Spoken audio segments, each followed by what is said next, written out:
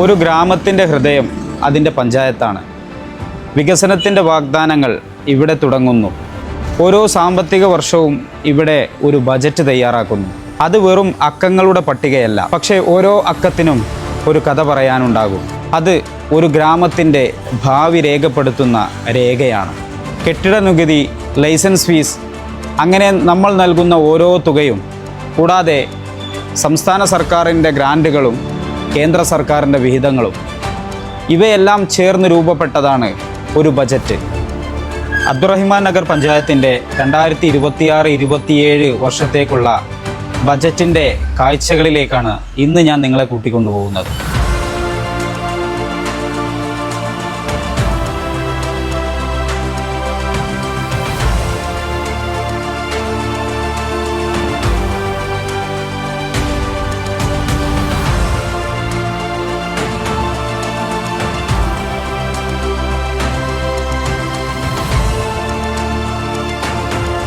എന്താണ് ഒരു ബജറ്റ്? ലളിതമായി പറഞ്ഞാൽ അടുത്ത ഒരു വർഷം നമ്മുടെ പഞ്ചായത്തിൽ എന്തൊക്കെ വികസനം വരണം, അതിന് പണം എവിടെ നിന്ന് കിട്ടും, അത് എങ്ങനെ ചെലവാക്കും എന്നതിൻ്റെ കൃത്യമായ ഒരു പ്ലാനാണിത്. ഒരു പഞ്ചായത്ത് ബജറ്റ് തയ്യാറാക്കുന്നത് മാസങ്ങൾ നീളുന്ന വലിയൊരു പ്രക്രിയയിലൂടെയാണ്. ആദ്യം ഓരോ വാർഡിലും ഗ്രാമസഭകൾ ചേരും. നിങ്ങളുടെ വാർഡിൽ എന്ത് വേണമെന്ന് തീരുമാനിക്കുന്നത് നിങ്ങളാണ്. ആ ലിസ്റ്റാണ് ബജറ്റിൻ്റെ അടിസ്ഥാനം. ഗ്രാമസഭകളിൽ നിന്നും ലഭിക്കുന്ന നൂറുകണക്കിന് ആവശ്യങ്ങളെ പരിഗണിക്കാനായിട്ട് പഞ്ചായത്ത് തലത്തിൽ ഓരോ വിഭാഗത്തിനും ഓരോ വർക്കിംഗ് ഗ്രൂപ്പുകൾ ഉണ്ടായിരിക്കും. ഗ്രാമസഭകളിൽ നിന്ന് ആയിരക്കണക്കിന് നിർദ്ദേശങ്ങൾ വരും. വർക്കിംഗ് ഗ്രൂപ്പുകൾ ഒരുപാട് പ്രോജക്റ്റുകൾ തയ്യാറാക്കും. പക്ഷേ ഇതിനെയെല്ലാം ആകത്തുകയാക്കിയിട്ട് ഒരു ബ്ലൂ പ്രിന്റ് തയ്യാറാക്കേണ്ടി വരും. ഇതാണ് വികസന സെമിനാർ. പ്രസിഡന്റിന്റെ മേൽനോട്ടത്തിൽ പഞ്ചായത്തിലെ എല്ലാ വാർഡ് മെമ്പർമാരും ഉദ്യോഗസ്ഥരും ഒത്തുചേർന്ന് ഈ പദ്ധതികളിൽ ഏതൊക്കെയാണ് ആദ്യം ചെയ്യേണ്ടതെന്ന് തീരുമാനിക്കും. ഈ സെമിനാറിൽ വെച്ചാണ് ബജറ്റിന്റെ ഒരു ഏകദേശ രൂപം തെളിയുന്നത്. ഇത്രയും കഴിഞ്ഞാൽ പഞ്ചായത്ത് സെക്രട്ടറി ബജറ്റ് ഡ്രാഫ്റ്റ് റെഡിയാക്കും. പിന്നീട് ബജറ്റ് അവതരണമാണ്. പഞ്ചായത്ത് പ്രസിഡന്റിന്റെ അധ്യക്ഷതയിൽ ധനകാര്യ സ്റ്റാൻഡിംഗ് കമ്മിറ്റി ചെയർമാൻ എന്ന നിലയിൽ വൈസ് പ്രസിഡന്റാണ് ബജറ്റ് അവതരിപ്പിക്കുന്നത്. 26,83,43,000 രൂപ ചെലവും കണക്കാക്കുന്ന ബജറ്റിൽ അബ്ദുറഹിമാൻ നഗർ പഞ്ചായത്തിൻ്റെ ഭരണസമിതിയുടെ ആദ്യത്തെ ബജറ്റ് അവതരണമാണ് ഇന്നിവിടെ നടന്നത്. എല്ലാ മേഖലകൾക്കും മുൻഗണന കൊടുത്തുകൊണ്ടാണ് ബജറ്റ് അവതരണം നടത്തിയിട്ടുള്ളത്. ഏറ്റവും നല്ല ഒരു ബജറ്റിനെ വൈസ് പ്രസിഡന്റിൻ്റെ നേതൃത്വത്തിൽ അവതരിപ്പിക്കാൻ സാധിച്ചതിലുള്ള സന്തോഷം ആദ്യം തന്നെ അറിയിക്കുകയാണ്. സുതാര്യവും ലക്ഷ്യാധിഷ്ഠിതവും പ്രാദേശിക വികസനവും ലക്ഷ്യം വെച്ചുകൊണ്ട് ഉൽപാദന മേഖലയ്ക്ക് അതോടൊപ്പം തന്നെ നമ്മുടെ പ്രാദേശിക വികസനവുമായി ബന്ധപ്പെട്ട് അടിസ്ഥാന സൗകര്യങ്ങൾ മെച്ചപ്പെടുത്തുന്നത് ഉൾപ്പെടെയുള്ള ആശയങ്ങൾ മുൻപന്തിയിൽ വെച്ചുകൊണ്ടുള്ള പ്രവർത്തന പദ്ധതി രേഖയ്ക്കാണ് ഇന്ന് വൈസ് പ്രസിഡന്റ് ഇവിടെ രൂപരേഖ നൽകിയത്. കാർഷിക മേഖലയിൽ ഏറ്റവും നല്ല പ്രവർത്തനങ്ങൾ ചെയ്യുക, പുത്തൻ കർഷകരെ മുന്നോട്ട് കൊണ്ടുവരിക, അവരുടെ പാരമ്പര്യപരമായിട്ടുള്ള കാർഷികപരമായിട്ടുള്ള അവരുടെ പ്രവർത്തനങ്ങളെ തുടർന്നു കൊണ്ടുപോവുക. അതിലൊക്കെ വിഭിന്നമായിക്കൊണ്ട് നൂതന ആശയങ്ങളും ഉൾപ്പെടുത്തിക്കൊണ്ടാണ് കാർഷിക മേഖലയെ പരിഗണിച്ചിട്ടുള്ളത്. ആരോഗ്യ മേഖലയിൽ നമ്മളിപ്പോൾ സ്വപ്നം കാണുന്നത് ഏറ്റവും മെച്ചപ്പെട്ട ഭൗതിക സാഹചര്യത്തിലുള്ള ഒരു കുടുംബാരോഗ്യ കേന്ദ്രം, അത് കിടത്തി ചികിത്സിക്കുന്ന തരത്തിലേക്കുള്ള മാറ്റങ്ങൾ വരുത്തുന്ന തരത്തിൽ ഏറ്റവും വലിയൊരു തുക തന്നെ നമ്മൾ വകയിരുത്തിയിട്ടുണ്ട്. നമ്മൾ നിർബന്ധമായി ഫണ്ട് വിഹിതം വകയിരുത്തേണ്ടതിലും അപ്പുറം വകയിരുത്തിക്കൊണ്ടാണ് ഈ പദ്ധതി തയ്യാറാക്കിയിട്ടുള്ളത്. ഭിന്നശേഷിക്കാർക്ക് പരിഗണന നൽകിക്കൊണ്ട് അവർക്ക് ഭിന്നശേഷി സൗഹൃദ റൂം, ഇനിയും അവർക്ക് ആവശ്യമായിട്ടുള്ള സഹായ ഉപകരണങ്ങൾ, അവരുടെ മെൻ്റൽ ഹാപ്പിനെസ്സിന് പ്രാധാന്യം നൽകുന്ന തരത്തിലുള്ള വിവിധ പദ്ധതികൾ, നമ്മുടെ ബഡ്സ് സ്കൂൾ കുട്ടികളുടെ പുരോഗതി, അവരുടെ മാനസിക ശാരീരിക വളർച്ചയ്ക്കുതകുന്ന തരത്തിലുള്ള ഇടപെടൽ, ഈ രീതിയിലൊക്കെയാണ് പദ്ധതിക്ക് നമ്മൾ ബജറ്റിൽ തുക വകയിരുത്തിയിട്ടുള്ളത്.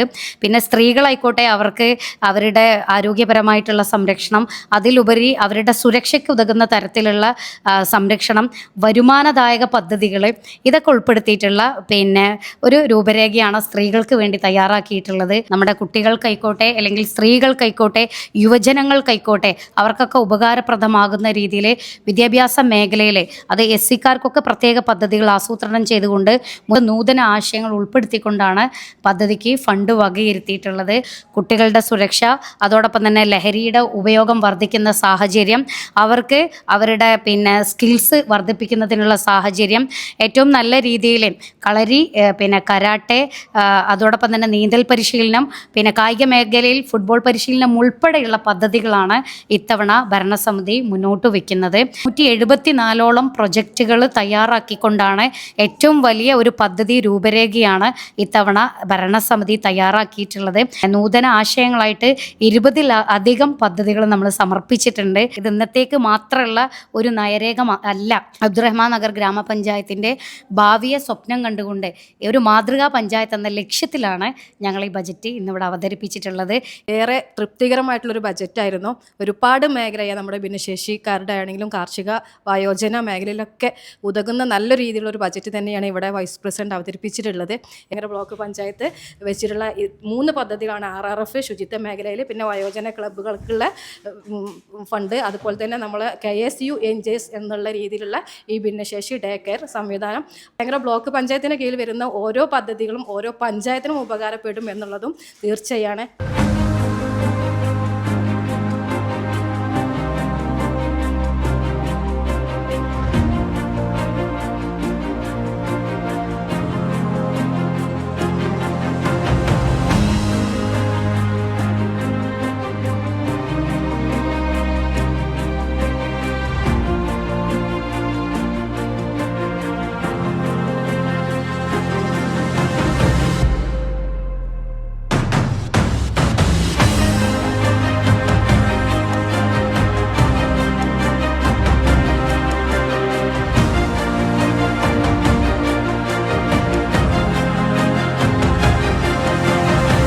സുഹൃത്തുക്കളെ, ബജറ്റ് എങ്ങനെ ഉണ്ടാക്കുന്നു എന്നുള്ളത് നമ്മൾ കണ്ടു.